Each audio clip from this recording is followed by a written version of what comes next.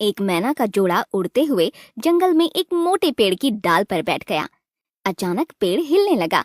नर और मादा मैना डर गए और उन्होंने सवाल किया, अरे हवा तो चल नहीं रही है, फिर ये पेड़ इतनी जोर से क्यों हिल रहा है?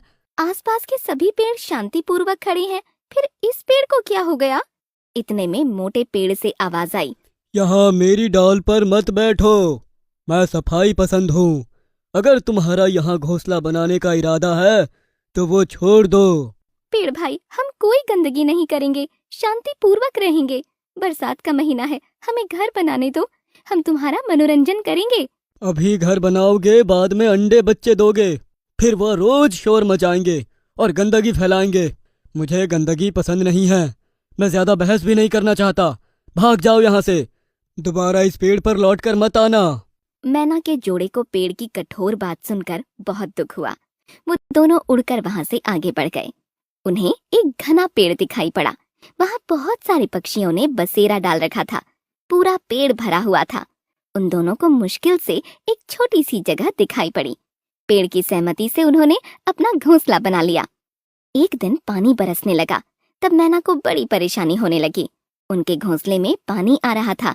उनका घोंसला और हौसला दोनों टूटते जा रहे थे। हमारे घोंसले की जगह सही नहीं है, हमारे अंडे बच्चे परेशान हो जाएंगे। उस मोटे पेड़ पर बहुत जगह खाली थी, लेकिन पता नहीं क्यों उसे पंछियों से प्यार नहीं है। मुझे भी आश्चर्य होता है, उस पेड़ पर कोई पंछी नहीं रहते हैं। मैना के जोड़े ने आसपास बहुत से पेड़ों पर जगह तलाश की, लेकिन हर जगह आबादी ज्यादा ही मिली। एक दिन नर मैना उड़ते हुए उसी मोटे पेड़ के पास पहुंचकर नीचे पड़े हुए कुछ दाने चुगने लगा। उसने देखा एक बड़ी सी नागिन पेड़ के नीचे बिल से बाहर निकल आई। वो पेड़ पर चढ़ने लगी। उसे पेड़ पर शिकार की तलाश थी, लेकिन वहां तो कोई नहीं था। कुछ घोंसले थे, मगर वो सब के सब खाली थे। नागिन को खाली हाथ नीचे आना पड़ा। उसी समय एक सपेरा वहां आ गया और उसने बड़ी चालाकी से नागिन को गिरफ्तार कर लिया। नागिन अब उसकी झोली में आ गई थी। सपेरा उसे लेकर वहां से चला गया। अच्छा हुआ नागिन पकड़ी गई, अच्छा हुआ नागिन पकड़ी गई। अब मेरी उदासी खत्म हो जाएगी और खुशी लौट आएगी। नर मैना ये दृश्य देखकर आश्चर्य में पड़ गया। वो मोटे पेड़ के समीप आ गया। पेड़ भाई, अभी आप उदासी और खुशी के बारे में कह रहे थे, अब आपकी उदासी कैसे खत्म हो जाएगी? खुशी लौटकर कैसे वापस आएगी? अरे, तुम वही पक्षी हो जो उस दिन मेरी डाल पर घोंसला बनाना चाहते थे? हाँ हाँ, लेकिन आपने तो हमें ठुकरा दिया। प्यारे मैना, मुझे माफ कर दो। अब आ जाओ, मेरी किसी भी डाल पर घोंसला बना लो। तुम्हारे आने से मेरी उदासी खत्म हो जाएगी और खुशी लौट आएगी। आपने पहले क्यों मना कर दिया था?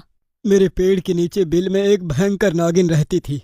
वो मेरे डाल पर रहने वाले पक्षियों के अंडे और बच्चों को खा जाती थी। इस तरह से वो पक्षियों को और मुझे बहुत ही अधिक दुख पहुंचाती थी। मैंने कई पक्षियों को नागिन के खतरे से बचाने के लिए कठोर वचन कहकर यहाँ से हटा दिया। नए पक्षी को बसेरा नहीं बनाने दिया। मुझे पहले रहने वाले पक्षियों और उनके बच्चों की आवाज़ें सुनकर बड़ा सुख मिलता था, लेकिन नागिन का कहर भी मुझे बर्दाश्त नहीं था। सभी पक्षियों को मैंने यहाँ से हटाया, लेकिन उनके जाने से मैं बहुत दुखी रहता था, हमेशा उदास रहता था। मेरी खुशियाँ उनके साथ ही चली गई थी। उस दिन हमें गंदगी का हवाला देकर आपने हटा दिया। उस दिन जब तुम दोनों मेरे पास आए, तब मैंने झूठ बोलकर डांट कर तुम्हें यहाँ से हटा दिया। मैं तुम्हें नागिन के संकट से बचाना चाहता था। मैं कठोर बन गया। तुम्हारे जाने के बाद मुझे बड़ा दुख हुआ। अब नागिन को सपेरा पकड़कर ले गया, खतरा समाप्त हो गया। अब मैं सबका स्वागत करूंगा। आओ, अपनी जीवन संगिनी को लेकर आओ और मेरे यहाँ आशियाना बनाओ। नर मैना मोटे पेड़ की बात सुनकर बहुत प्रसन्न हो गया। वो उड़कर गया और मादा मैना को लेकर आ गया। उन्होंने सुंदर घोंसला बनाया। आसपास दूसरे पक्षी भी आने लगे। कुछ दिनों बाद मादा मैना ने 4 अंडे दिए। उसमें से बच्चे बाहर आ गए। उनके चिर्र चिर्र की आवाज से पेड़ गूंजने लगा। पेड़ अब बहुत खुश हो गया। प्यारे बच्चों की आवाज सुनकर मन झूम जाता है। ये खुशी बहुत दिनों के बाद मेरी झोली में आई है।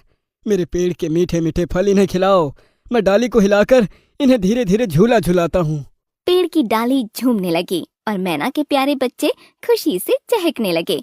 मोटे पेड़ के साथ नर और मादा मैना फूले नहीं समा रहे थे।